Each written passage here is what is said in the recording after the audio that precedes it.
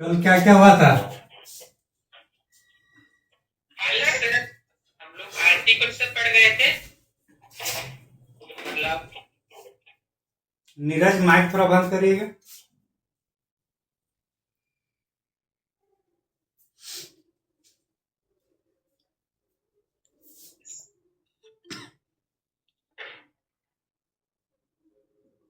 क्या हुआ था 22 जुलाई 1947 को?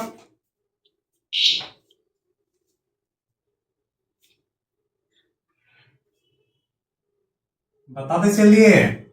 सर 22 जुलाई 1947 में सर जो युद्धध्वज वगैरह होता ना उसमें ये किया था, क्या बोलते हैं उनको।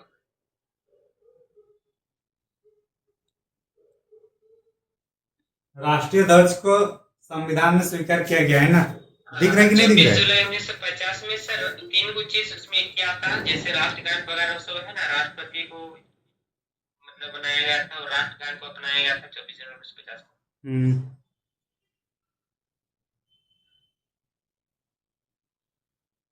दिख रहा है ना वीडियो?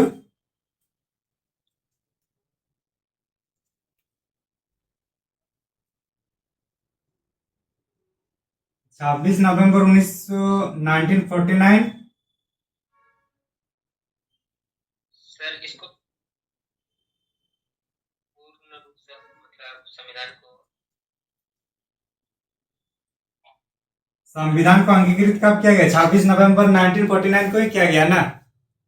जी सर। अगस्त प्रस्ताव कब आया है? सर अगस्त पर प्रस्ताव 1942। क्या जी? नीरज। सर 1909 में सर। Very good. वो अगस्त घोषणा पत्र आता है आपका उदाहरण। जी सर। वो भी 1909 नहीं, 1919। 1919 में आता है वो। हाँ, 1916 में। 1916 में आता है वो अगस्त घोषणा पत्र है, ठीक ना? ये अगस्त प्रस्ताव है। ब्रिटिश। सर 1940 में वो 1940 नहीं हुआ। क्या 1940? अगस्त प्रस्ताव 1940 का आया है ना? 1940 सही है सर। हाँ हाँ।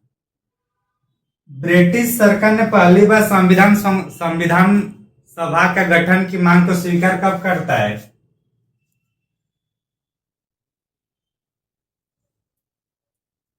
1940 में अगस्त प्रस्ताव में ही तो स्वीकार किया ना पहली बार।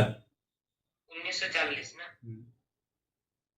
सामाजिक आर्थिक राजनीतिक न्याय कहां से लिया गया है? प्रस्तावना से। अरे प्रस्तावना तो लिया कहां से, कौन से देश की संविधान से? सर क्या बोले। सामाजिक आर्थिक राजनीतिक न्याय रूस की क्रांति से क्या लिया गया है?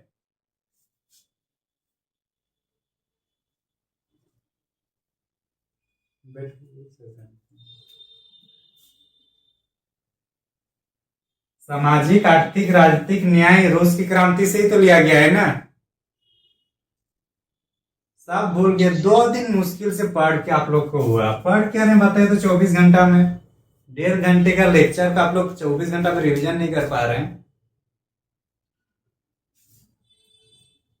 फ्रांस की क्रांति से क्या लिया गया है प्रस्तावना में?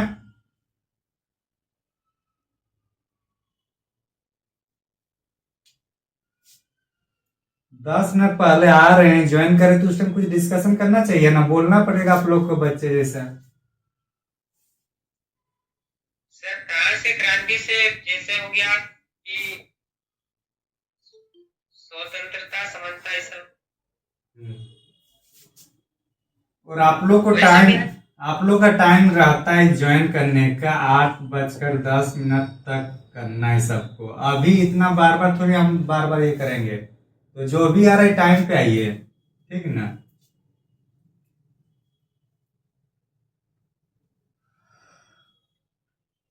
अगस्त ये प्रस्तावना को स्वीकार कब किया गया है? प्रस्तावना को स्वीकार किया था। 24 जनवरी या 22 जनवरी? 22 जनवरी सर 1947। हाँ, 22 जनवरी, ठीक है। अब ये प्रस्तावना की जो भाषा है कौन सी देश के संविधान से प्रभावित है? ऑस्ट्रेलिया। ऑस्ट्रेलिया से, गुड। Right answer. आज हम लोग पढ़ने वाले क्या हैं? कल हम लोग क्या पढ़े थे? प्रस्तावना पढ़े हैं और फंडामेंटल राइट्स का कुछ कुछ हम लोग पढ़े हैं। फंडामेंटल राइट्स कहाँ से लिया गया है? अमेरिका का फ्रांस। कौन सा भाग में है ये? 3। अधिकारों का मैग्ना कार्टा किसे कहा जाता है? इसी को सर FR।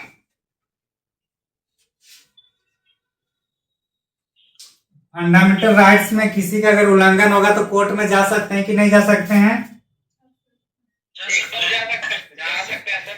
मतलब ये प्रवर्तनीय है। प्रवर्तनीय मतलब इन्फोर्समेंट, जा सकते हैं। फंडामेंटल राइट्स पॉजिटिव है या नेगेटिव है? पॉजिटिव है। पॉजिटिव और गवर्नमेंट के लिए नेगेटिव। हम लोग के लिए पॉजिटिव और गवर्नमेंट के लिए नेगेटिव। हाँ, ये बोल सकते हैं, लेकिन इसको ओवरऑल हम लोग इसको नेगेटिव मानते हैं।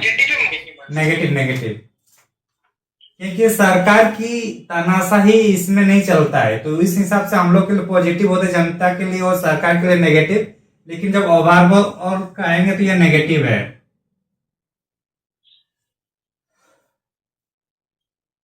हाँ। कल हम लोग कहां तक गए थे? समता का अधिकार हुआ था।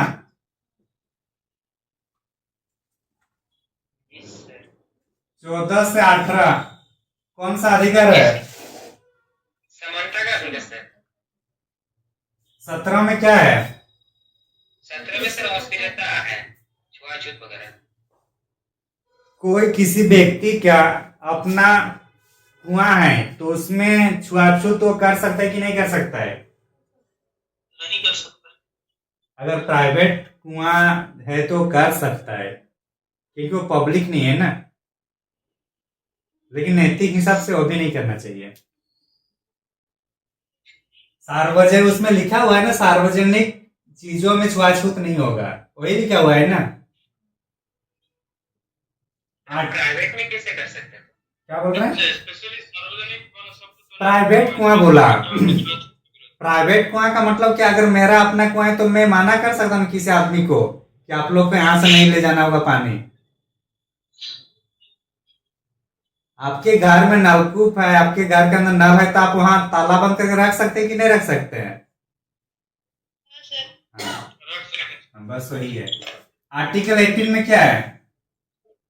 सर आर्टिकल 21 में होता है जैसे प्राण वगैरह वो सब है। आर्टिकल 18 उपाधि वाला होगा सर। वो काम थे सर। हाँ। सर 21 वाला होगा। 19 का ए में 6 क्या क्या है? व्यक्ति की स्वतंत्रता वगैरह। हाँ।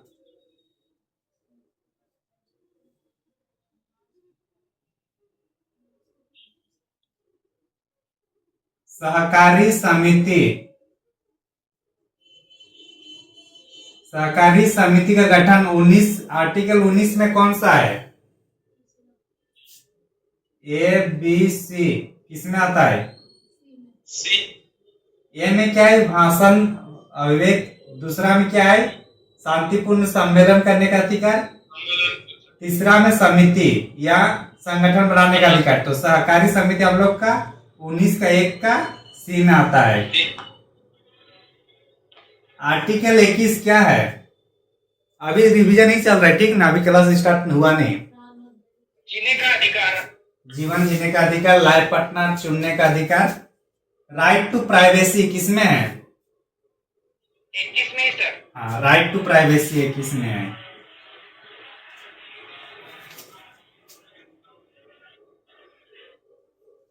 राइट टू प्राइवेसी कौन सा बाद में आता है? ये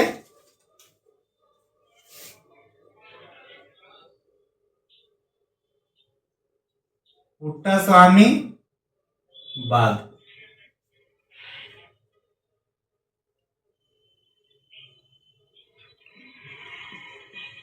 22 में क्या है?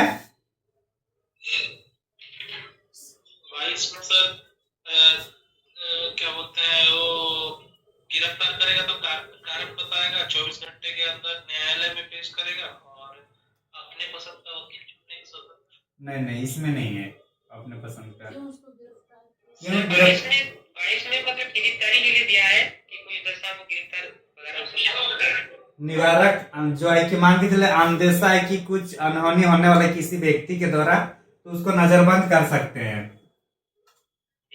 हाँ, अभी हम लोग आर्टिकल करेंगे। आज की क्लास शुरुआत 23 से 24। क्या है पाठ, क्या है नाम, क्या है? शोषण के विरोध। रहेगा सर। हाँ, लिखने की जरूरत है कि आप लोग इतना है?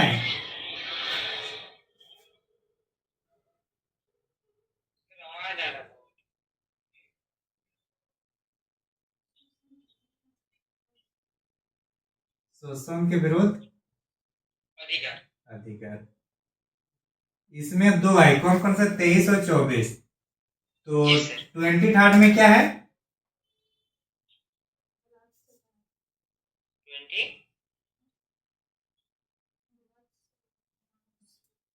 Human trafficking. और ट्रैफिकिंग का हिंदी में क्या होता है? तस्करी।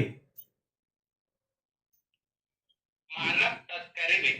हाँ सर उसको दूर व्यापार भी बोल सकते हैं ना? हाँ, बलात् या बलात् क्या होता है जी?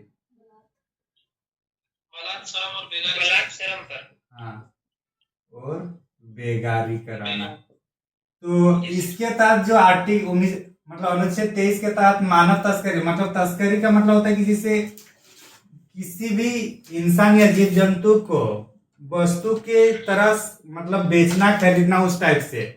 जैसे अभी आपका रिपोर्ट में आते रहते हैं झारखंड, बिहार, उड़ीसा के छोटे छोटे बच्ची महिलाओं को दिल्ली में ले जाकर बेचा जाता है।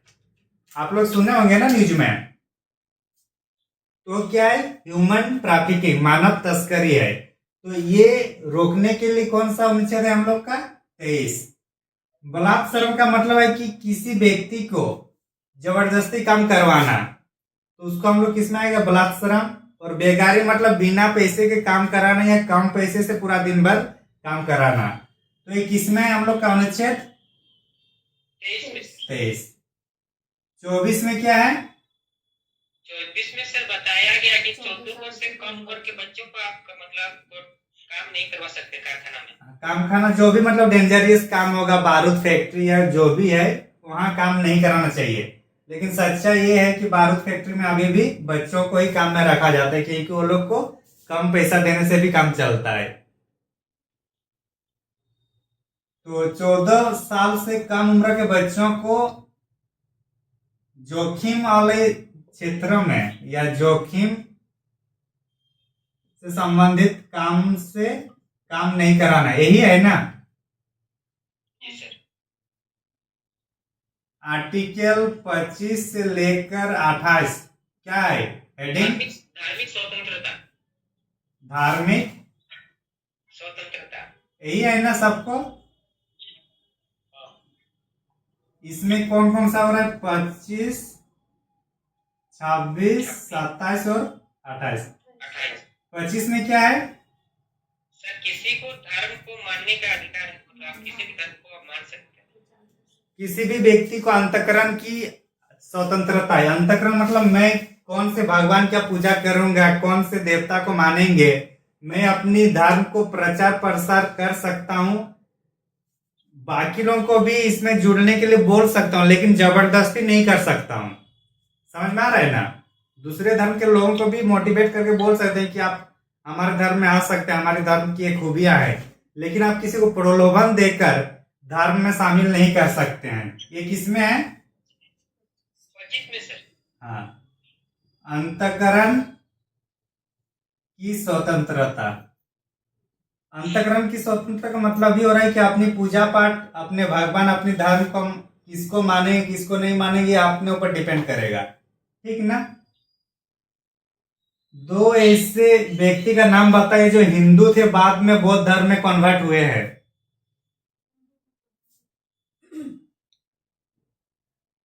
हिंदू से बौद्ध। B R Ambedkar. Sure sir. हाँ, बी आर अम्बेडकर और दूसरा हर्षवर्धन।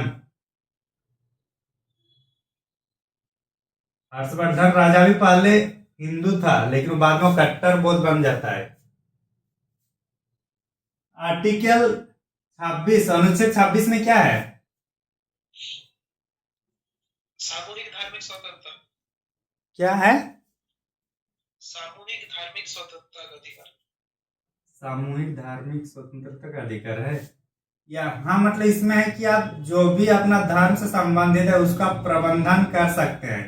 जैसे कि आप मंदिर मस्जिद बना सकते हैं, आप ऑर्गेनाइज तरीके से संगठन बना सकते हैं, अपना समुदाय बना सकते हैं, इस टाइप से है, ठीक ना?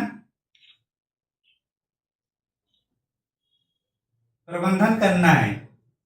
27 में क्या है? सर इसमें बताया गया कि कोई भी धर्म में आप कोड वगैरह से जो होता है नहीं लगाया जा सकता, जैसे मंदिर में, स्कूल में। क्या क्या? मतलब धार्मिक कार्य के लिए रखे गए धर्म पर टैक्स नहीं लगता।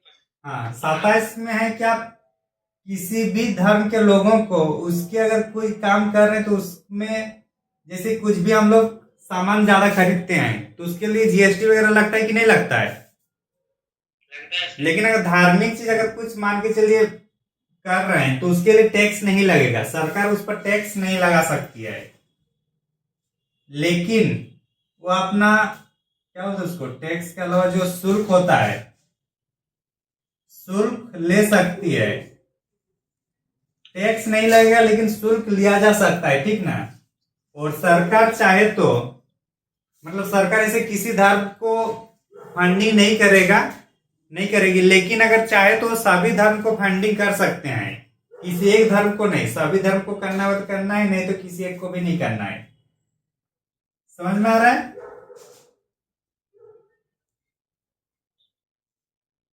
मतलब टैक्स नहीं लगा के सरकार शुल्क लगा सकती है। अपनी जो मैनेजमेंट है, समुदाय, संगठन, मस्जिद, मंदिर जो भी हो प्रबंधन कर सकते। 26 में 25 में क्या, कौन सा धर्म को अपनाएंगे, अपने धर्म को कैसे प्रचार प्रसार करेंगे, सब है। 28 में है कि धार्मिक संबंधित शिक्षा। धार्मिक शिक्षा के लिए अपनी मतलब व्यवस्था करने का प्रावधान है लोग को।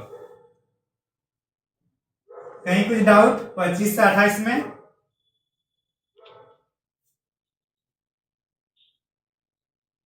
25 में है, 25 से 28 अनुच्छेद क्या है? धार्मिक स्वतंत्रता है। 25 में है कि अंतकरण की स्वतंत्रता। अंतकरण मतलब हम अपने धर्म को कौन सा धर्म मानूंगा नहीं मानूंगा ये मैं खुद डिसाइड करूंगा। अपने धर्म को प्रचार प्रसार करना है। 26 में जो भी हम लोग का संगठन होगा, जो भी हम लोग का मंदिर मस्जिद होगा, उसको बनाने के लिए, चलाने के लिए जो समिति है उसको प्रबंधन करने का अधिकार है 26 में। 27 में सरकार धर्म के नाम पर टैक्स नहीं ले सकती है, लेकिन मतलब शुल्क कभी कभी ले सकती है अगर उनको चाहे तो। और 28 में है धार्मिक शिक्षा के संबंधित। कहीं कुछ डाउट? अरे हाँ तो हाँ, ना तो ना। क्या बोल रहे हैं? 28 में सर 28 ना, स्कूल में पढ़ा, बच्चों को नहीं पढ़ा सकते धार्मिक रिलेटेड। हाँ उस टाइप से कुछ है सर। ठीक है, बता दे रहा हूँ। अगर हम लोग गवर्नमेंट स्कूल है, GOVT गवर्नमेंट स्कूल में क्या है, इसमें कहीं धर्म की कहीं हम लोग को उपदेश दिया है? जो भी खिचड़ी खाने वाले स्कूल में गए हैं कि नहीं आप लोग? ये सब मतलब प्राइवेट स्कूल वाले ही हैं, इंग्लिश मीडियम वाले ही हैं। आप लोग को कभी धार्मिक शिक्षा दी गई है जो स्कूल गए हैं सरकारी स्कूल में? तो 100% जो गवर्नमेंट का है, गवर्नमेंट की फंडिंग है, गवर्नमेंट का अपना रेगुलेट है, तो वहां किसी भी तरीके का धार्मिक शिक्षा या उपदेश नहीं दे सकते हैं, ठीक? कोई मिशनरी स्कूल है, उसकी रेगुलेट कौन कर रहा है?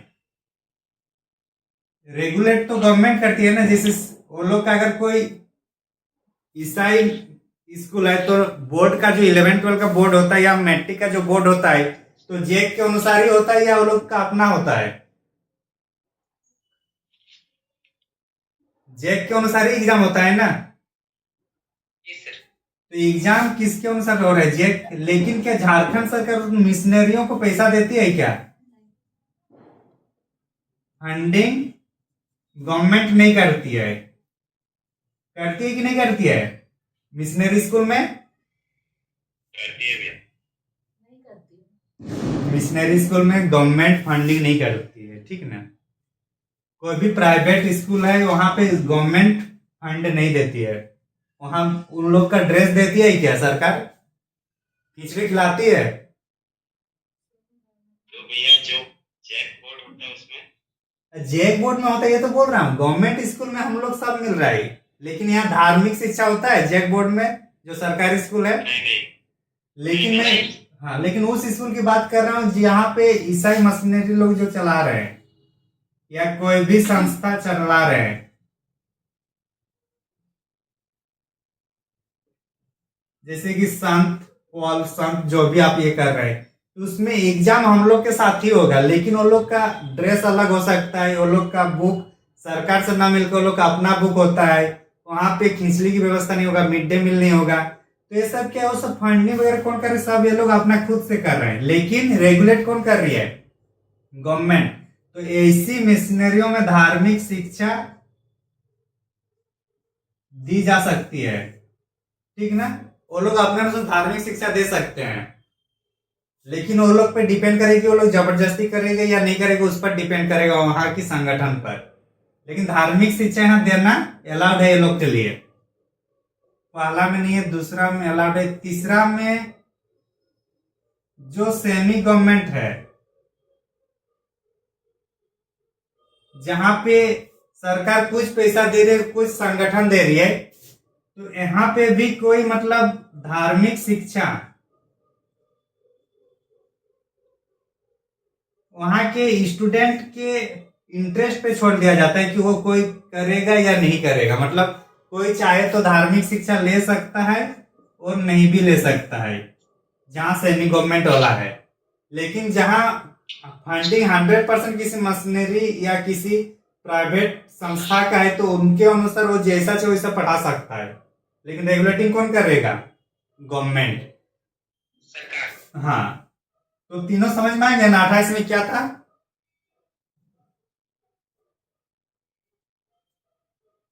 अरे समझ में आया? किनको डाउट था? हाँ। देखिए, जब टाइम दे रहे हैं तो 2 मिनट बस एक्स्ट्रा लगेगा, लेकिन जहां डाउट होगा उसको क्लियर करते चलिए, समझे?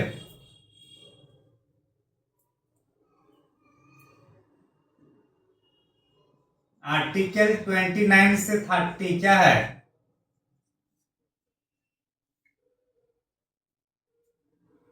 क्या जी पढ़? सांस्कृतिक शिक्षा। संस्कृति और शिक्षा से संबंधित स्वतंत्रता होगा, ठीक। 29 में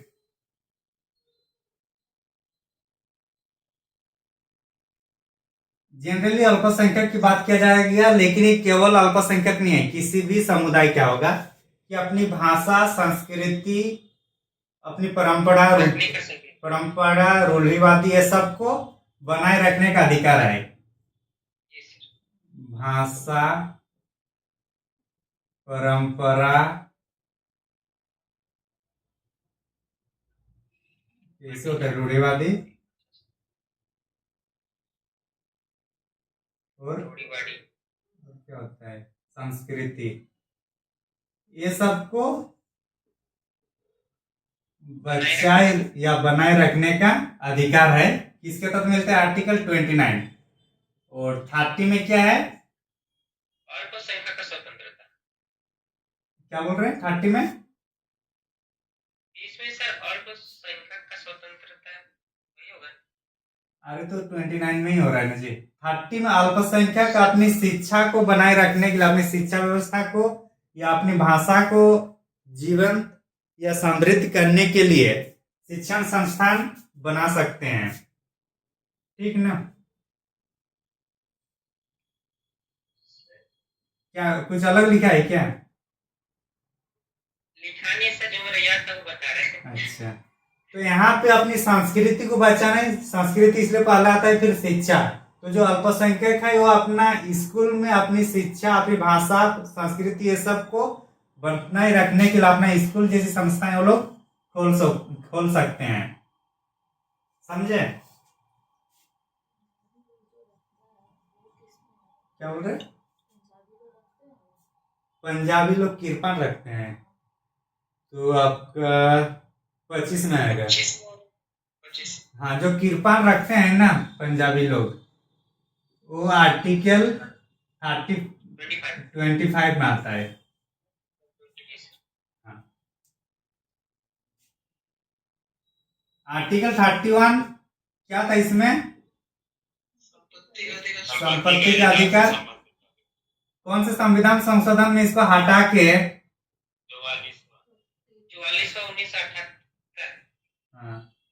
1978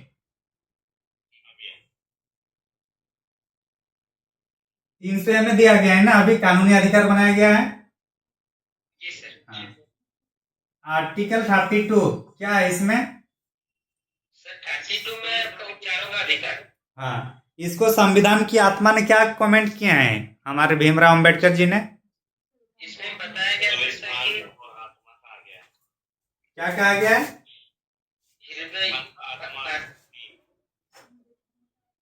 हृदय एवं आत्मा।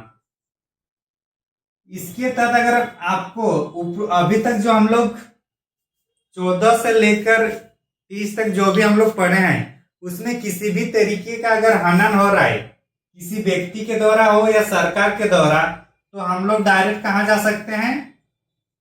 Supreme court. कहां जा सकते हैं? मौलिक अधिकार का अगर हम लोग का हनन होगा, कोई हमें पढ़ने नहीं देगा, कोई हमारी संस्कृति पर अतिक्रमण करेगा या हमारी अपनी संस्कृति को हम लोग बचाना चाहते हैं और कोई उसमें अगर दखल देगा, तो उसके विरुद्ध हम लोग कहाँ जाएंगे? सर हम लोग उसमें सुप्रीम कोर्ट जा सकते हैं। हाँ, सुप्रीम कोर्ट जा सकते हैं। कौन सा अनुच्छेद के तहत? 32। हाँ, इसलिए इसको जो मौलिक अधिकारों का सबसे मेन अनुच्छेद भी माना जाता है। किसको? 32 को। और इसी टाइप से, अच्छा ठीक है, इसमें अगर मान के चलिए सोने का अधिकार किसमें है? सोने का? हाँ, 21 में है ना। तो कोई आपके रूम पार्टनर का सोने ना दे तो हम लोग कहाँ जा सकते? Direct supreme court. हाँ, तो अगल बगल कोई डिस्टर्ब करेगा तो कहाँ जाइएगा? Direct supreme court. Ramdev Baba आंदोलन कर रहा था एक टाइम, ठीक ना, लोकपाल के टाइम। वो रात हाँ, रात में सो टेम्परेचर बताने का उसको, ठीक है? अरे सैलेन, सॉरी सर। सर इसमें जो आप बोले ना सर, हाँ इसमें जो 21 है कि सोने का अधिकार है। हाँ, एक वो मतलब इसमें जैसे कहीं पर हम लोग एग्जाम देने जाते हैं, स्टेशन में सो रहते हैं, तो हम लोग हटा देता है। क्या बोल रहे हैं? हटा देता? आप बोलिए वहां पे। रामदेव बाबा जो रामलीला मैदान में आंदोलन कर रहे थे लोकपाल के टाइम, अन्ना हजारे के टाइम, तो रात 12 बजे जो उनको आप पुलिस आकर उसमें पानी ये छिड़का है, तो उसी टाइम ये आया कि सोने का अधिकार हमारे जीवन जीने का अधिकार है और यह हमारी गरिमापूर्ण जीवन का पाठ है। तो उसी टाइम इसको ऐड कर दिया गया है, सोने का अधिकार भी है।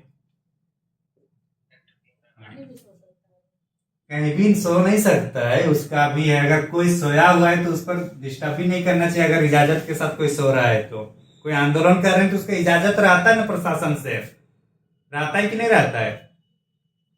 तो हाँ, तो यही सब चीजें। आप लोग के घर वाले किसी के साथ जबरदस्ती शादी कर रहे हैं तो उसके प्रति भी आप कहाँ जा सकते हैं? Supreme court. हाँ, कभी जाने का सोचे हैं? मुंह ही नहीं नहीं खुलेगा। सर। क्या हुआ?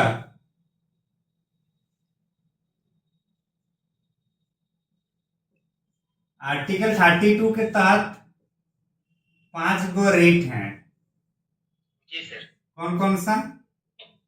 बंदी प्रतिरक्षण, परमादेश, अधिकारी और एक को उत्प्रेषण और एक को शायद प्रतिबंध होगा। बंदी प्रतिकरण, परमादेश, परमादेश, परमादेश प्रतिषेध, प्रतिषेध, अधिकार परीक्षा और उत्प्रेषण।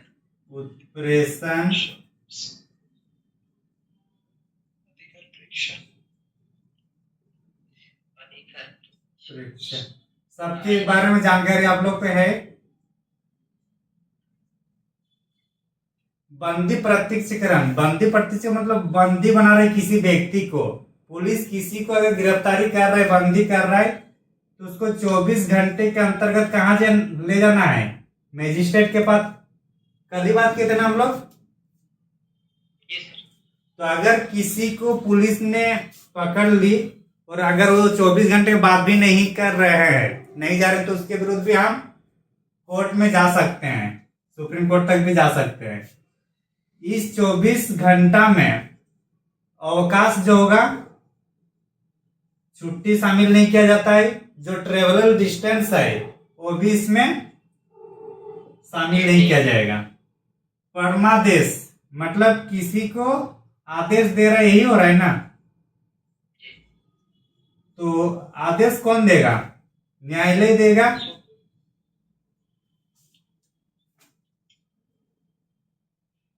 न्यायालय सरकारी लोगों को, क्योंकि काम कौन नहीं करता अभी भारत में? सरकारी अधिकारी ही काम नहीं करते हैं ना, गवर्नमेंट सर्वेंट।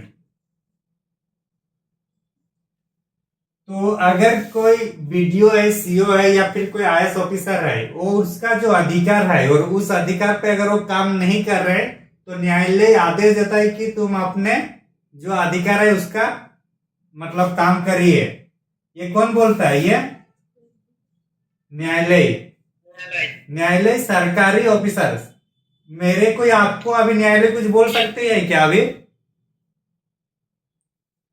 अरे अभी क्या बोलेगा, सब बेरोजगार वाले हैं।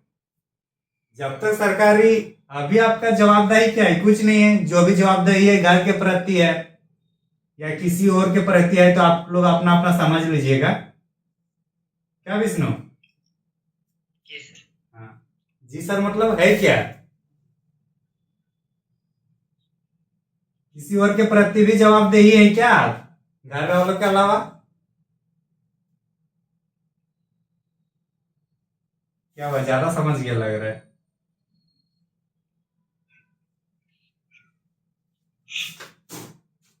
छोड़िए सब। न्यायालय सरकारी अधिकारी को अगर वो अपने काम नहीं कर रहे हैं, तो उसको ये आदेश दे सकते हैं कि आप अपना काम अच्छा से करें। प्रतिषेध, नाम से ही पता चल रहा है कहीं ना कहीं कुछ रोकने वाला है। तो उच्च न्यायालय, उच्च न्यायालय अधीनस्थ न्यायालय को,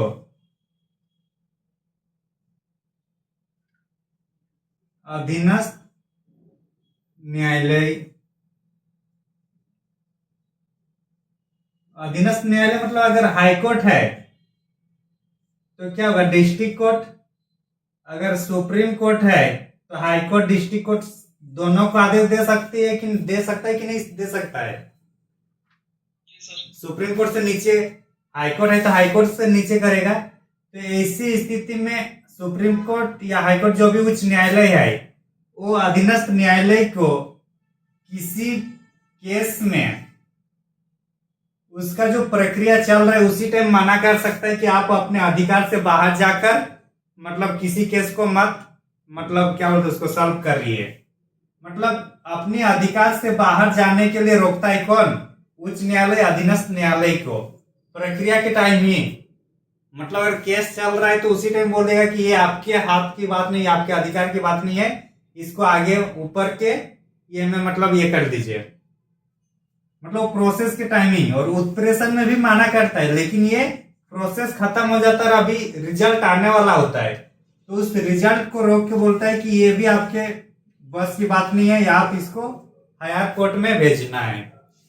दोनों में अंतर है, प्रतिषेध में प्रोसेस में होता है और ये इन प्रोसेस में होता है, और ये एक रिजल्ट या जजमेंट आने से पहले ये होता है। तो दोनों में रोकथाम ही है ना सर? हाँ, दोनों में रोकना ही है, लेकिन प्रोसेस में रोकना है प्रतिषेध में, कि प्रोसेस अभी हो ही रहा है, कि अभी कोर्ट में केस चल रहा है, उसमें बहस हो रहा है, उसी टाइम रोका जाएगा कि अब ये आपके पावर में नहीं है। और जब ये प्रोसेस खत्म हो जाएगा केस का, फिर बाद में पता चलता है कि इसके भाग नहीं है, तब उस जजमेंट आने से पहले उसको फिर अपने से ऊपर जो कोर्ट है उसको भेजना होता है। वो उत्प्रेषण में होता है। उत का मतलब होता है ऊपर और प्रेषण का मतलब भेजना, तो इस टाइप से उत्प्रेषण होता है। रिजल्ट आने से, जजमेंट देने से पहले ये होता है उत्प्रेषण। समझ में आ रही है? जी सर। अधिकार परीक्षा आप लोग देखे होंगे, रेलवे में फर्जी टीटी घूमता रहा है, घूमता है कि नहीं घूमता है? हाँ, तो फर्जी टीटी को रोकने के लिए कोई या तो खुद जो जेन्युइन है वो, या किसी दूसरे व्यक्ति के द्वारा भी उसको आप पूछ सकते हैं कि आपका क्या हक है, आपका आईडी दिखाइए कि आप जेन्युइन है कि नहीं। तो इसलिए मतलब किसी व्यक्ति को जो फॉल्स रूप से, मतलब जो फर्जी तरीके से रहते हैं, उसके विरुद्ध ये अधिकार परीक्षा होता है। समझे?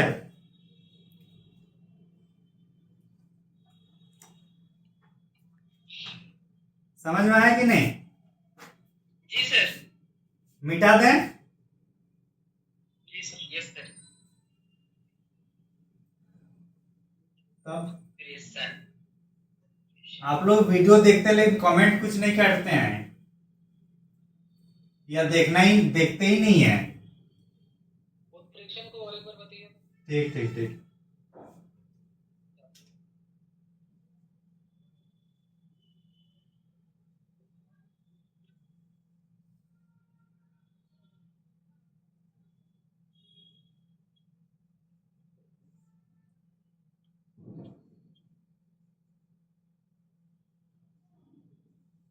यहाँ पे कुछ केस चल रहा है, ठीक ना? इस केस में क्या प्रोसेस हो चुका है कि जो भी मतलब वाद विवाद है वो हो चुका है। अब इसमें जजमेंट आने ही वाला होता है, कि सब हो चुका है, अब इसमें जजमेंट आएगा। तब इस जजमेंट को रोकना है, इस जजमेंट को रोका जाता है। जो जजमेंट, जैसे वाद विवाद होता है ना कोर्ट में, तो वाद विवाद होने के बाद जो जजमेंट आएगा, उस जजमेंट को रोका जाता है कि आप मतलब कुछ भी अब जजमेंट मत करिए, इसको अपने से ऊपर लेवल के कोर्ट में पहुंचाइए। तो उसमें होता है उत्प्रेषण। और जब प्रोसेस में ही रोका जाएगा, जो प्रोसेस में ही यहीं पे रोका जाएगा, जब प्रोसेस में ही रोका जाएगा उसको बोलते हैं हम लोग, क्या था? प्रतिषेध। हाँ, ठीक है। जब प्रोसेस में रोकेंगे तो प्रतिषेध, और जब प्रोसेस खत्म हो जाएगा, जब जजमेंट आने वाला है, तो उस टाइम रोकेंगे तो उत्प्रेषण होगा। दोनों ये हायर कोर्ट लोअर कोर्ट के ही होगा, और ये अर्ध न्यायिक संस्था में होगा। न्यायिक और अर्ध न्यायिक संस्था में ही होगा। ये किसी गवर्नमेंट ऑफिसर के विरुद्ध ये सब नहीं होगा। गवर्नमेंट ऑफिसर के विरुद्ध सिर्फ परमादेश आता है, और बंदी प्रत्यक्षीकरण सबके विरुद्ध आता है। और अधिकार परीक्षा जो है वो किसी भी सरकारी ऑफिसर के विरुद्ध लाया जा सकता है, जिसका उसका जेन्युइन उसमें सत्यता जांच करने के लिए। समझे? अरे हाँ कि ना? जी सर। हाँ। आर्टिकल 30 के बाद 32 के बाद कौन सा है? 33, 34, 35 तीन है ना? 33, 34 और 35। ये तीनों में सांसद का अधिकार है। किसका अधिकार है इसमें? संसद का। हाँ, संसद का 33 के अंतर्गत, जैसे कि सेना में आप लोग सुने होंगे 2-3 साल पहले जो भी जिस भी सैनिकों का कश्मीर में पोस्टिंग होता तो उसको स्मार्टफोन यूज करना प्रतिबंध रखा गया था। सुने होंगे कि सेनाओं को स्मार्टफोन नहीं दिया जा रहा है। तो उसमें सरकार को या गृह मंत्री को यह अंदेशा था कि जो चिप वगैरह होता है स्मार्टफोन में उसमें जीपीएस भी डाला हुआ है, जिससे वहां मतलब हैक करने की संभावना रहती है चाइना के या कोई शत्रु देश के। तो इसलिए वहां पे स्मार्टफोन यूज करना मना कर दिया गया था। तो ऐसे अगर हम लोग को स्मार्टफोन यूज करने मना किया जाएगा तो हम लोग उसका आंदोलन करेंगे कि नहीं करेंगे? आर्टिकल 19 के 1 के तहत वाक और भाषण की अभिव्यक्ति की स्वतंत्रता के तहत करेंगे ना। जी सर। लेकिन वो लोग सेना लोग भी तो कर सकते हैं, लेकिन सेना एक चूंकि सेंसिटिव है, ये देश की ये सुरक्षा से संबंधित है, तो इसलिए संसद चाहे तो सेना में सीआईएसएफ या जो भी फोर्स लाइन में है वो लोग का कुछ अधिकार को प्रतिबंध किया जा सकता है। सेना आर्मी ये सब में ये किसमें? आर्टिकल 33 में। आर्टिकल 35 में कोई क्षेत्र में देश के किसी क्षेत्र के आम आदमी के अधिकार को भी कुछ प्रतिबंध किया जा सकता है, जैसे कि जहां पे आर्म्स लॉ लागू होता है।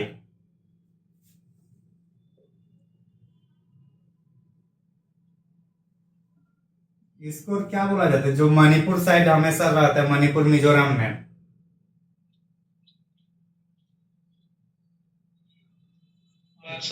हाँ, मार्शल लॉ। तो जहां उस टाइप से लोग हैं वहां सबको आने जाने का अधिकार रहता है क्या उधर एक जगह से दूसरे जगह? नहीं। तो हाँ क्या होगा, आम आदमी का भी तो ये मौलिक अधिकार का वहां हनन हो रहा है कि नहीं हो रहा है?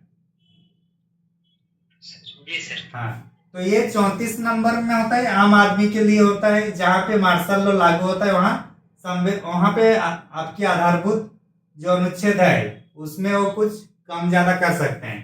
35 में है कि ये सब जो नियम या कानून जो होगा, नीति कौन बनाएंगे? संसद। तो इस तरीके से हम लोग का 12 से लेकर 35 जो है सब बहुत ही इंपॉर्टेंट है, सबको मुंह जुबानी ये याद रखना होगा। कहीं किसी को डाउट? सर जो अभी आर्टिकल सब लिखे हैं मतलब इसका मतलब मौलिक अधिकार को मतलब खत्म करना ना इसका हाँ? खत्म नहीं करना, कुछ रेस्ट्रिक्शन लगाना। कुछ रेस्ट्रिक्शन पूरा नहीं लगा रहे ना, आर्मी लोग को कुछ लगा रहे जो वहां जरूरत है। जहां पर जो चाइना बॉर्डर में है वो लोग के लिए कुछ है। कोई जैसे अगर मान के चलिए रांची में जो सेना है ये लोग को थोड़ी मना कर रहा है कि आप कहीं घूमने मत जाओ या आपको स्मार्टफोन यूज मत करो।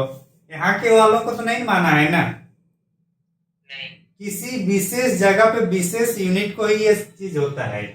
और ये भी जो मार्शल लॉ जहां पे लागू होता है वहीं पर है, लेकिन सब अधिकार थोड़ी हनन किया जा रहा है। कुछ वहां पे मूल अधिकार को वहां मतलब प्रतिषेध किया जा रहा है, प्रतिबंधित किया जा रहा है। समझे? जी सर। हाँ। विष्णु आप अकेले हैं कि और भी कोई है?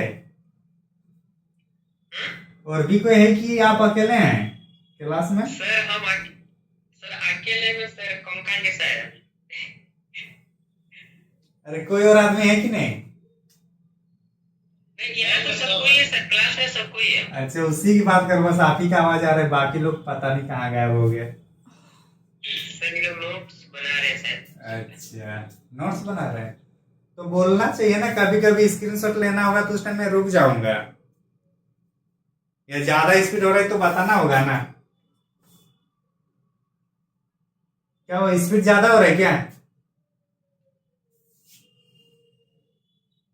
नहीं ठीक है सर, किताब के साथ देख देख के रिवीजन करना। गुड। डीपीएसपी ना, राज्य के नीति निर्देशक तत्व, यही होता है ना? ये सर 3651 भाग कितना है ये? 4 सर। कहाँ से लिया गया है? आयरलैंड से और आयरलैंड स्पेन से लिया। और आयरलैंड किससे लिया है? स्पेन से। हाँ, गुड। अब इतना अच्छा पढ़ रहे हैं, मेरे से एक लेवल आगे जा रहे हो, क्या चाहिए? कैसे नहीं निकलेगा एग्जाम बताइए? वैसे जाना भी चाहिए, जहां तक दिख रहा है उससे भी आगे जाना चाहिए। भाग 4 आयरलैंड और प्रवर्तनीय है कि नहीं? प्रवर्तनीय मतलब है कि ये कोर्ट में अगर ये सरकार नहीं देगी तो कोर्ट में क्या हम लोग चैलेंज कर सकते हैं कि नहीं कर सकते हैं? नहीं कर सकते सर, चैलेंज ये नहीं कर सकते नहीं हैं। कर सकते। इसको संविधान का क्या बोला जाता है? संविधान का दर्शन। संविधान का दर्शन किससे कहा जाता है? राज्य के नीति निर्देशक तत्व को। ये पॉजिटिव है या नेगेटिव है? पॉजिटिव है। हाँ, मतलब आप कितनी भी कल्याणकारी, क्योंकि ये इसको पॉजिटिव से पहले ये क्या करना है, ये लोक कल्याणकारी तत्व है इसमें। और लोक कल्याणकारी, आप जितना लोगों की सेवा करें उसमें कोई लिमिट होता है क्या? तो जब लिमिट नहीं होता मतलब ये पॉजिटिव है। तो इतना हम लोग को अपने अनुच्छेद के बाहर भी जानना चाहिए। आयरलैंड से लिया गया, भाग 4 में परिवर्तनीय नहीं है, मतलब कोर्ट में इसके विरुद्ध हम लोग चैलेंज नहीं कर सकते हैं।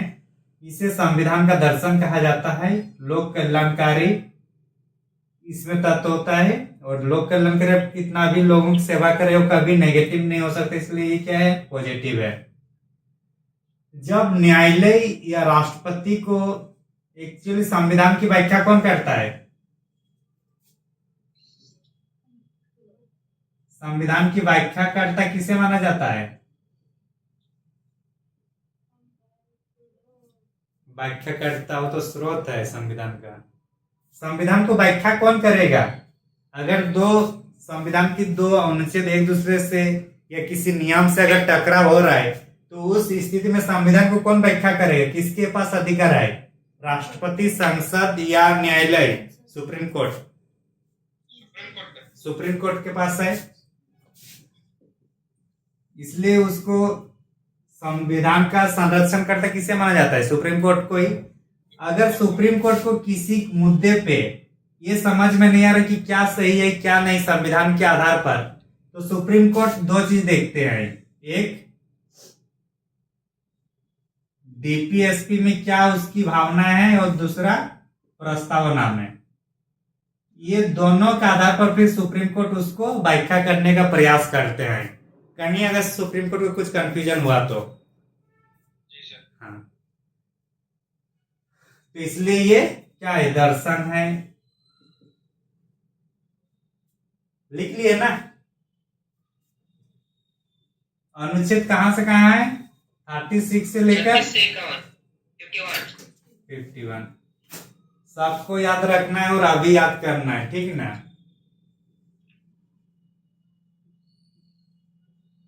जैसे कि 12 में क्या था? राज्य की परिभाषा था फंडामेंटल्स के आधार पर, तो यहाँ पे भी जो होगा हम लोग का डीपीएसपी में भी राज्यों की परिभाषा किसमें है? राज्यों की परिभाषा वहां पे क्या था 13 में, कि वो न्यायालय में क्या था? अल्पीकरण कर सकते न्यायालय में चैलेंज करके। तो यहाँ पे भी वही है कि ये क्या होगा? प्रवर्तनीय नहीं होगा। 37 में ही बोल रहा है ना?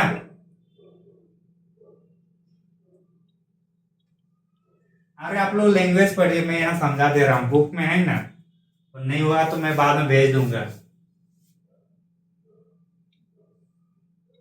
बुक में नोट्स वगैरह आप लोग को कहीं पे भी मिल जाएगा, बस ये बस समझ लीजिए क्योंकि अभी चैट जीपीटी का जमाना है, नोट्स में कमी नहीं होगा। 38 में, ये 37 समझ में आ गया ना? कि अगर डीपीएसपी में कोई प्रावधान है वो अगर हम लोग को नहीं मिल रहा है तो उसके विरुद्ध हम लोग आर्टिकल 32 के तहत सुप्रीम कोर्ट नहीं जा सकते, नहीं हाई कोर्ट। क्योंकि अगर 12 से लेकर 12 तो नहीं 14 से लेकर अगर 32 तक हम लोग के पास कुछ भी नहीं मिलता तो हम लोग कहाँ जाते थे? सुप्रीम कोर्ट जाते थे आर्टिकल 32 के तहत, जाते थे कि नहीं? जी सर। लेकिन ये चीज बोल रहे हैं यहाँ आपको प्रावधान नहीं मिलेगा। अगर आपके पास वो चीज जो यहाँ हम लोग बाद में आगे आएंगे डीपीएसपी में जो जो प्रावधान है, अगर वो सरकार हम लोग को नहीं मुहैया कर पा रही है तो उसके विरुद्ध हम लोग चैलेंज नहीं कर सकते हैं सरकार के विरुद्ध कोर्ट में। तो ये उसी का लिखा हुआ है 37 में कि ये प्रवर्तनीय नहीं है। समझ में आ गया?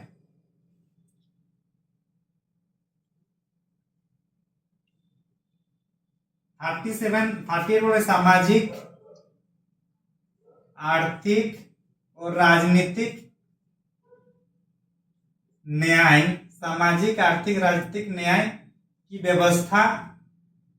व्यवस्था करने के अधिकार है, कुछ इस टाइप से होगा। क्या लिखा हुआ है?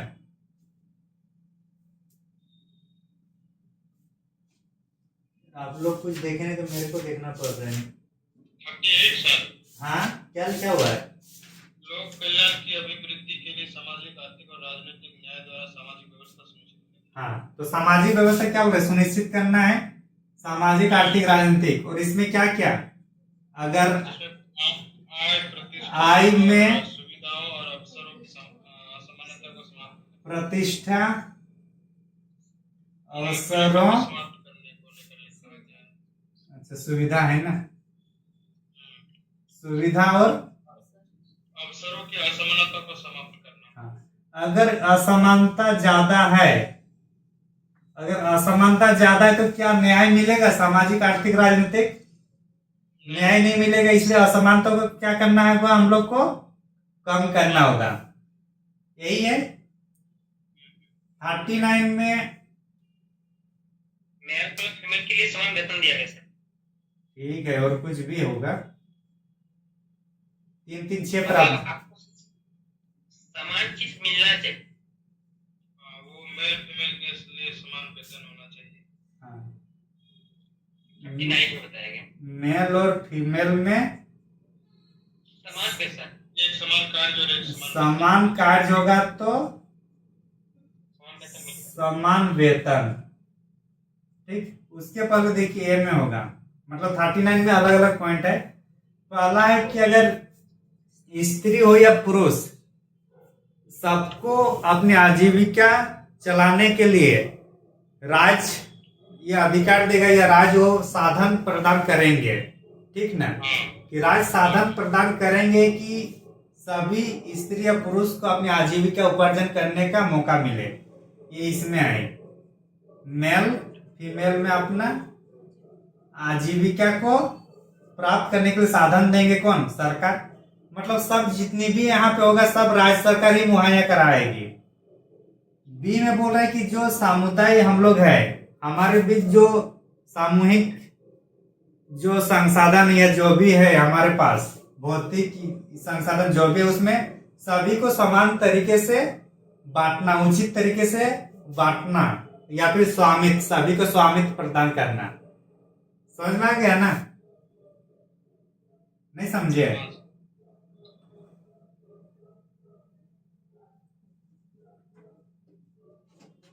संसाधनों का उचित बांटवारा या और स्वामित्व, ये किसका है? ये मतलब जो भी जैसे खनन हो रहा है, मान के चलिए कोई चारागाह है या कोई बड़ा मैदान है, कोई जंगल है, तो उसमें किसी एक व्यक्ति का अधिकार होगा या सभी व्यक्ति का वहां अधिकार होगा? लकड़ी लाना, फल फूल कंद इकट्ठा करना, किसका होगा? सभी का होगा ना? समान तरीके से वितरण। हाँ, समान तरीके से वितरण और स्वामित्व सभी को उसमें ये करना, ये हम लोग का होता है इसमें संसाधन के उचित आवंटन वगैरह में। सी में आएगा कि जो उत्पाद की इकाई है या उत्पादन इकाई है, उसमें विकेंद्रीकरण होना चाहिए। क्या होना चाहिए? हाँ, किसी एक व्यक्ति को, मान के चले अगर स्टील, अगर हम लोग झारखंड में ये कर रहे हैं तो सिर्फ टाटा स्टील ही नहीं, बाकी लोग भी चाहे तो स्टील का प्रोडक्शन कर सकते हैं। कोई कंपनी अगर माइनिंग कर रहा है तो जरूरी नहीं कि उसी कंपनी को सभी प्रकार का माइनिंग दिया जाए। तो उत्पादन में क्या होगा, हम लोग को विकेंद्रीकरण करना होगा। डी नंबर में बोल रहा है कि स्त्री और पुरुष सभी को समान कार्य के लिए समान वेतन दिया जाएगा। ई में बोल रहा है स्त्री पुरुष को अपने अनुकूलन के आधार पर काम करने काम करना है, और बच्चों को भी अपने अनुकूलन के आधार पर ही काम करना है। जबरदस्ती या उस तरीके से परिस्थिति नहीं डेवलप करना है कि उनको मजबूरन कुछ और काम करना पड़े, मतलब गलत काम करना पड़े अपने, या फिर अपनी क्षमताओं के प्रतिकूल काम करना पड़े। इसको रोकने का अधिकार किसमें हम लोग का 39 का मतलब एक पॉइंट है उसमें दिया हुआ है। एफ पॉइंट में है कि बच्चों की जो उनका बाल्यावस्था है उसको सही वातावरण में, सुरक्षित पर्यावरण में उनको बढ़ने देना। समझ में आ रहा है ना? तो अभी आप लोग न्यूज में सुने होंगे कि कॉफ सिरप पीते हुए बच्चों को क्या हुआ, मध्य प्रदेश में 30 या 35 बच्चों का क्या हुआ, मौत हुआ कि नहीं हुआ? अभी झारखंड रिसेंट में चाईबासा में आदिवासी बच्चों पर HIV संक्रमित खून दे दिया गया, तो उससे भी क्या हुआ, बच्चों का क्या अच्छा माहौल मिला बढ़ने के लिए। ये तो रिसेंट 2 दिन पहले का ये न्यूज है जो चाईबासा में हुआ। हाँ, तो ये क्या होगा 39 का एफ में, ये इसके तहत हम लोग ये कर सकते हैं। तो ये सब काम जब होता है, जैसे कि आप इंटरव्यू दे रहे हैं या फिर जेपीएससी का मेंस लिख रहे हैं, तब आपका करंट अपडेट होना बहुत जरूरी होता है। समझ में आ गया ना? 39 का ए है, ये दूसरा ये है आर्टिकल, और ये आपका 42 अमेंडमेंट में आया है। कब आया है? 1976। हाँ, और इसमें है कि देखिए न्याय सबको मिलना चाहिए कि नहीं मिलना चाहिए? सबको मिलना चाहिए, लेकिन जो गरीब व्यक्ति है जिसके पास वकील वगैरह की कोई जानकारी नहीं है, तो उसको क्या हिस्से में न्याय मिलेगा? इतना जो अभी महंगा फीस रहता है वो लोग का, नहीं मिल पाएगा। तो इसलिए सरकार अपने तरफ से निःशुल्क न्यायिक प्रावधान करता है। इसीलिए NLSA नालसा का गठन किया गया है, national legal service authority, NALSA, national legal service authority. ये नालसा किसमें है, मतलब कम पैसे वालों को या जो न्यायिक व्यवस्था से वो जो नहीं जा सकते उसको लिए अन्याय ना हो, अन्याय को रोकने के लिए सरकार ने क्या नालसा लाया गया है। और ये इसके तर्ज पे झारखंड में जालसा है। क्या है?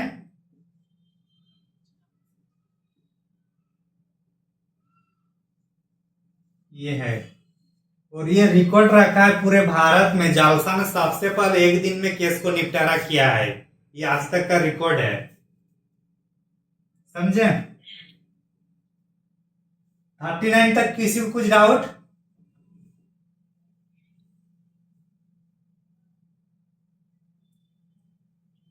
अरे सब है या सो गए? सब है ना? बस बीच बीच में अगर कोई नहीं भी रहेगा तो हाँ बोलते चलिएगा।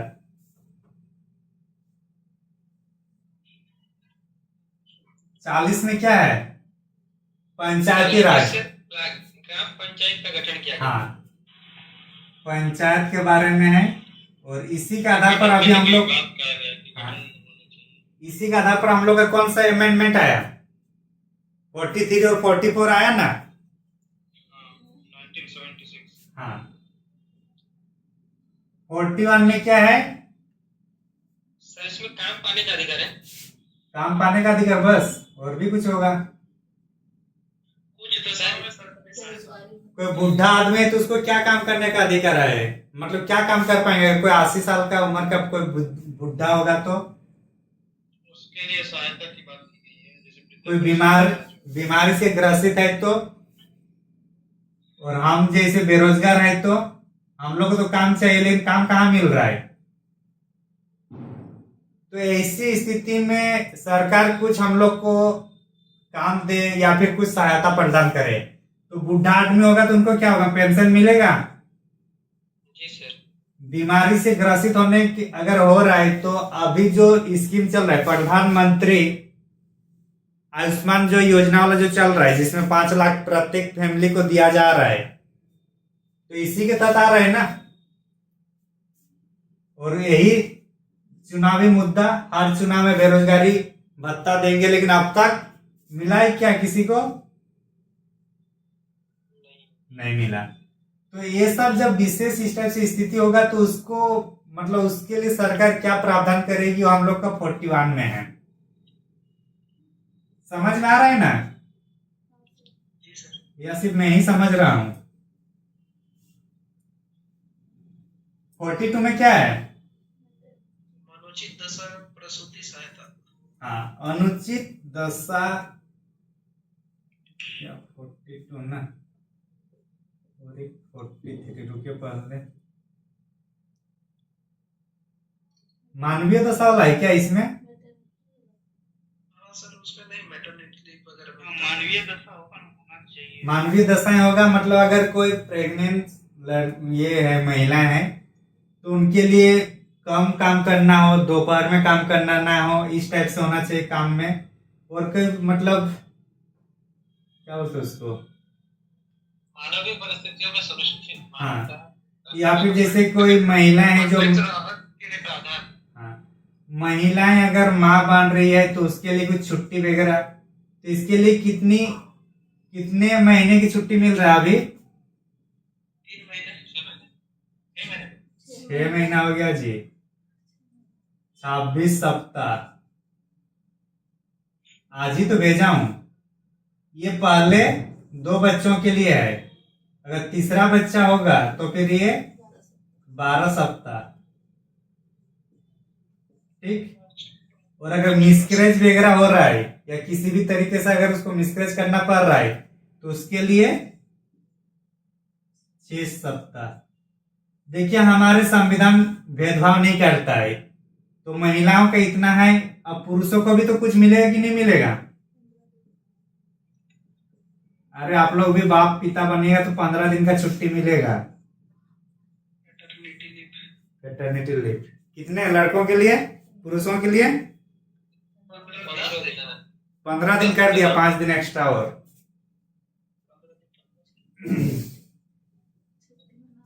हाँ, समझ में आ गया ना? तो संविधान सभी की बात सुनता है हमारे। तो 42 समझ में आ गया? 43 क्या है?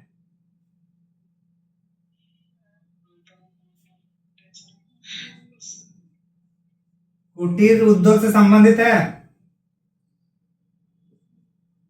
कुटीर उद्योगों का विकास है, फिर कर्मकारों को निर्वाह मजदूरी। हाँ, कामगारों का निर्वाह मजदूरी का मतलब पता है ना? निर्वाह योग्य मजदूरी, मतलब जैसे चल जाए घर वगैरह। हाँ, एक मिनिमम मजदूरी होता है, एक न्यूनतम मजदूरी होता है और एक निर्वाह मजदूरी होता है। न्यूनतम मजदूरी वो है जो नरेगा में मिल रहा है। 200 कितना? नरेगा में कोई काम करता है कि नहीं? 365 कितना? 286 एक दिन का काम है नरेगा में। निर्वाह मजदूरी इससे ज्यादा होता है। निर्वाह मजदूरी में है कि आपका खाना पीना रहना अच्छा से हो, बच्चों का पढ़ाई लिखाई भी ठीक ठाक तरीके से हो, तो उस मजदूरी का हम लोग निर्वाह मजदूरी कहते हैं, ठीक ना। सिर्फ रोटी कपड़ा मकान तक ही नहीं, इसका क्वालिटी ऑफ लाइफ भी थोड़ा ठीक होना चाहिए, पढ़ाई लिखाई भी बच्चों का ठीक ठाक हो जाना चाहिए। तो उस मजदूरी रेट को क्या बोलते हैं हम लोग? निर्वाह मजदूरी। 43 का ए या 43 का 1, इसमें क्या है कि कोई कंपनी अगर है तो कंपनी में जो श्रमिक है, अगर श्रमिकों के लिए कुछ मतलब क्या बोलते उसको, यूनियन वगैरह बनता है तो श्रमिकों को भी उसमें शामिल करना है। कुछ वो लोग के लिए नीति नियम या कुछ भी अगर काम होगा वो लोग के कल्याण के लिए, तो उसके लिए श्रमिकों का भी शामिल किया जाएगा। किसमें? जो भी उस संगठन या जो भी उस यूनिट में वो लोग के प्रति कुछ काम होगा तब। और ये किसमें आया? 42 कॉन्स्टिट्यूशनल अमेंडमेंट एक्ट में आया है। 43 क्या बी, ये एक हमारे कितने 43 का बी में सहकारी समितियां हैं। कौन सी? सहकारी समितियां। और ये आया है 97 कॉन्स्टिट्यूशनल अमेंडमेंट एक्ट के तहत आया है। 2000 कितना है? 97 2011 2011। सहकारी समिति का मतलब, अरे गांव में जो महिला समिति है ना, वो इसी के तर्ज पे होता है, जहां 10 से 15 लोग या महिलाएं जनरली कुछ एम के साथ या कुछ लक्ष्य के साथ आपस में पैसा इकट्ठा करते हैं, फिर उसमें अपना कुछ बकरी छागल जो भी है वो ले लेते हैं, उसके बाद फिर अपना आर्थिक स्थिति बढ़ाते हैं। 44 में क्या है? समान नागरिक संहिता। समान सिविल संहिता। हाँ, समान नागरिक संहिता। भारत में कितने राज्यों में है ये? गोवा और उत्तराखंड, यूके। उत्तराखंड में लागू कर दिया, पता है ना? हाँ। 45 में क्या है कि निःशुल्क शिक्षा, आईसीडीएस वाला नहीं, पहले 14 वर्ष से 6 से 14 वर्ष का था, अब 0 से 6 वर्ष तक का रहेगा। और ये 86वां कॉन्स्टिट्यूशनल अमेंडमेंट एक्ट 2002 के तहत आया है। दिख रहे हैं ना कि 0 से 6 मतलब जो आंगनबाड़ी से भी आंगनबाड़ी वाला है उसमें बच्चों का देखरेख करना। 45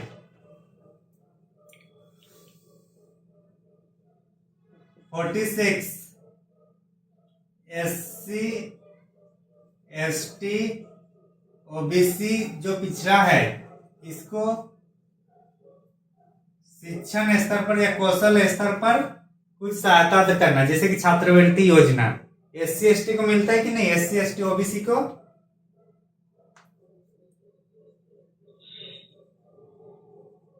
मिलता है कि नहीं मिलता छात्रवृत्ति? अभी जेएमएम सरकार नहीं दे पा रही क्योंकि सब मैया योजना में जा रहा है। 47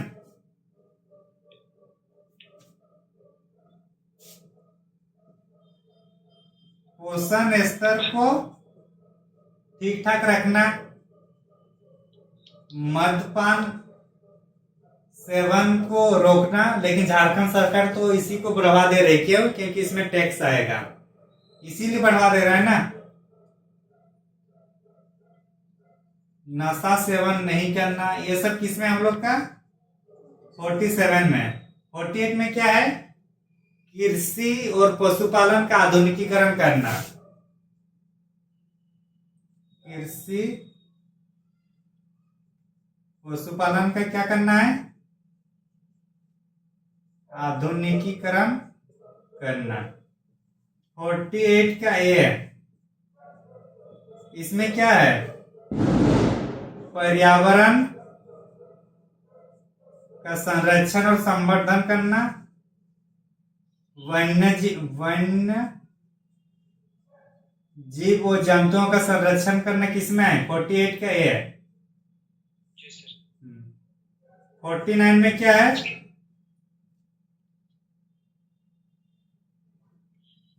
49 क्या है? राष्ट्रीय महत्व वाले घोषित किए गए का संरक्षण करना। हाँ, जो भी राष्ट्रीय स्मारक है उसका संरक्षण करना। 50 में कार्यपालिका को न्यायपालिका से अलग रखना। जी सर। कार्यपालिका को न्यायपालिक से अलग रखना, मतलब अलग करना। अलग रखना। और 51 में क्या है? पूरा विश्व शांति शांति। सुरक्षा पकड़, हाँ, शांति सुरक्षा के, विश्व स्तर पर शांति और सुरक्षा को बढ़ावा देना। हाँ, शांति सुरक्षा समझौता ये सब बढ़ावा देना। कितने आदमी बचे हैं?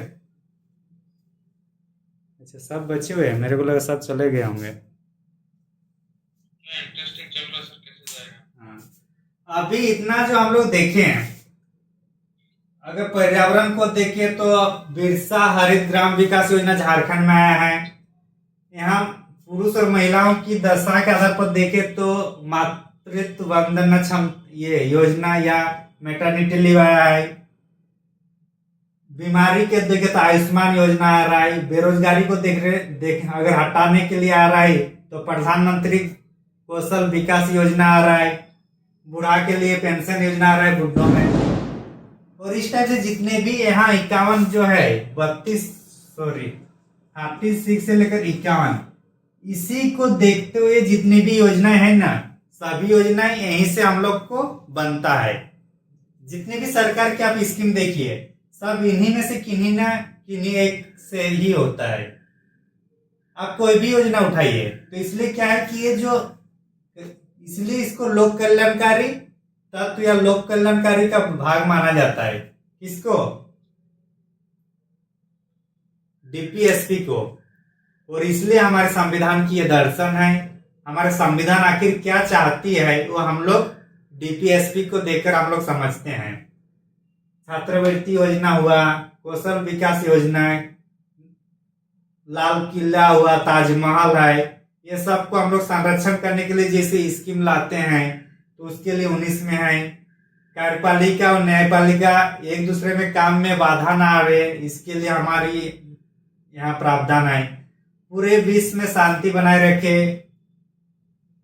तो उसके लिए भी हमारे पास है। तो जितनी भी हम लोग के यहाँ देखे हम लोग तत्व, सब कहीं ना कहीं हमारे योजना में देखने को मिलता है। योजना में देखने को मिलता है। ये वाला जो है हम लोग का हमारे विदेश नीति में मिलता है। मिल रहा है कि नहीं मिल रहा है? जी सर। हाँ। और ये जो टॉपिक ये है, ये जेपीएससी के लिए बहुत इंपॉर्टेंट टॉपिक होता है। डीपीएसपी उसमें ये नहीं पूछेगा कि किसमें क्या है, उसमें बोलेगा कि झारखंड या भारत जो भी एक कल्याणकारी राज्य बनाने के लिए डीपीएसपी का दर्शन या मतलब राज्य की नीति निर्देशक तत्व की जो तत्व है वो कितनी कारगर साबित हो रहा है या कितनी आवश्यक है या क्या भूमिका है। तो उसमें पूरा ये सब आर्टिकल को अनुसार दिखाना है।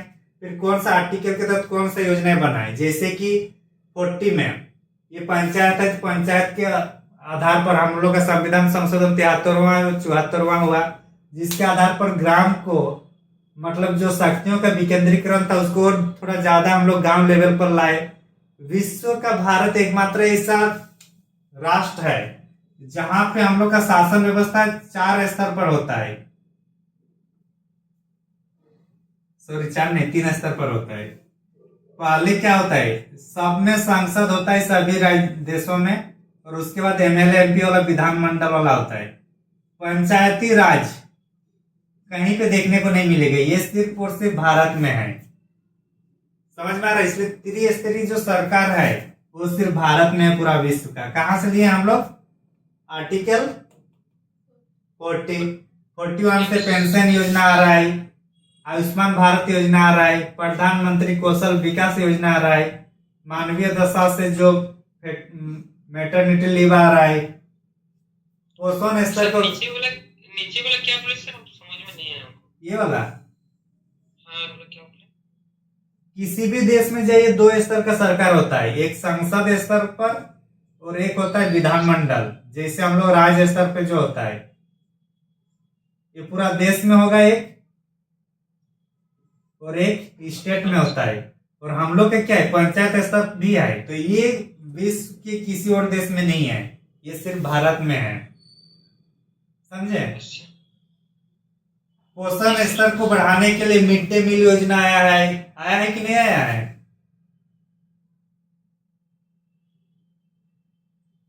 कृषि को बढ़ाने के लिए, पशुपालन को बढ़ाने के आधुनिकीकरण के लिए यहाँ अलग से स्कीम चल रहा है, पर्यावरण के लिए अलग से। तो इतनी सारी जो है उसको याद रखना बहुत जरूरी है। चलिए वह फटाफट याद करिए। 36 में क्या है कि राज्य का परिभाषा करना है कि डीपीएसपी के तहत राज्य कौन है। 37 में है कि जो भी डीपीएसपी का तत्व है वो न्यायालय में उसके प्रति हम लोग चैलेंज नहीं करेंगे, यही है ना।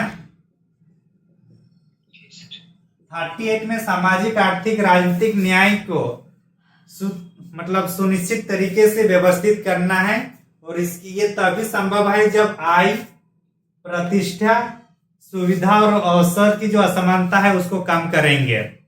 38 हुआ।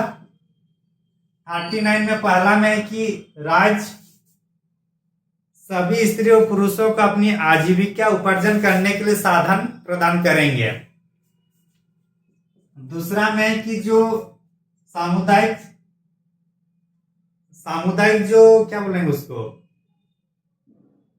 क्या था, संसाधन, सामुदायिक संसाधन में सभी का उचित आवंटन और स्वामित्व प्रदान करना। तीसरा में था कि जो उत्पादन इकाई है उसका विकेंद्रीकरण करना। चौथा में स्त्री पुरुष अगर समान काम कर रहे हैं तो समान वेतन दिया जाएगा। पांचवा में आ रहा है इसका कि पुरुष हो या महिलाएं या बच्चों, उसके क्षमता के अनुरूप ही काम देना है, उसको उनके प्रतिकूल परिस्थितियों में काम नहीं कराना।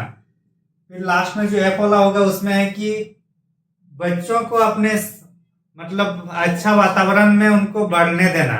और इस केस में अभी जैसे HIV वाला चाईबासा वाला केस आया, राष्ट्रीय स्तर पर मध्य प्रदेश में अभी सिरप पीकर, खांसी का सिरप पीकर मृत्यु हुआ, वो सब यहाँ देना है। 39 के ए में गरीब लोग जो न्यायिक सेवा से वंचित रहते हैं तो उसको न्यायालय स्वमोटो तरीके से, मतलब खुद न्यायालय चाहे तो अपने तरीके से उस केस को अपने तरीके से स्वीकार कर सकता है, जैसे जनहित याचिका होता है। तो सब इसी के तहत आ रहे 39A के तहत, और इसी के तहत नालसा एक्ट आता है, और झारखंड में जालसा एक्ट है। 40 में है पंचायती राज। 41 में है विशेष मतलब अवस्था के आधार पर बुढ़ा, बेरोजगारी या बीमारी के आधार पर उन लोग को अपने अनुसार सरकार सहायता प्रदान करे, ये है। 42 में है मानवीय दशा के अनुरूप काम मिलना चाहिए, और मैटरनिटी लीव, ये सब इसमें है। 43 में है कि कुटीर उद्योग और श्रमिकों को श्रम से संबंधित जो भी इकाई में जो नियम कानून बनेगा उसमें शामिल करना है। 43 क्या ए में है, 43 के ए में क्या है, क्या है ये, तो वगैरह में कुछ कानून बनेगा सर, तो उसमें मतलब वहाँ काम करने वाले के यूनियन में हिस्सा वगैरह, तो 43, अच्छा हाँ 43 में वाला है, हुआ हिस्सा वाला। 43 का बी में सहकारी समिति आता है। 44 में समान नागरिक संहिता। 45 में 0 से 6 वर्ष के बच्चों के देखभाल करना है, CDS वाला। 46 में SC ST OBC के लिए छात्रवृत्ति या जो भी शिक्षा संबंधित कुछ सहायता प्रदान करना। 47 में आएगा कि आप पोषण स्तर को ठीक ठाक रखना, मद्यपान या ये सब सेवन से दूर रखना है, सरकार को ये राज्य का दायित्व है। 48 के तहत आप कृषि और पशुपालन का आधुनिकीकरण कर सकते हैं। 48 का ए के तहत आप जो पर्यावरण का संरक्षण संवर्धन करना है, वन्य जीव का संरक्षण करना है। 49 में है कि राष्ट्रीय स्तर का जो स्मारक है उसको संरक्षण करना है। 50 में है कार्यपालिका को न्यायपालिका से पृथक रखना है, और 51 में पूरा विश्व शांतिमय रहे, शांति बनाए। हाँ, ये आपने इतना कर लेना है। कल आप लोग अपने से करिएगा 51 का ये मूल कर्तव्य, ये आप लोग अपने से करके आइएगा, मैं पूछूंगा डायरेक्ट, ठीक ना। और ये सब याद करना है सभी को।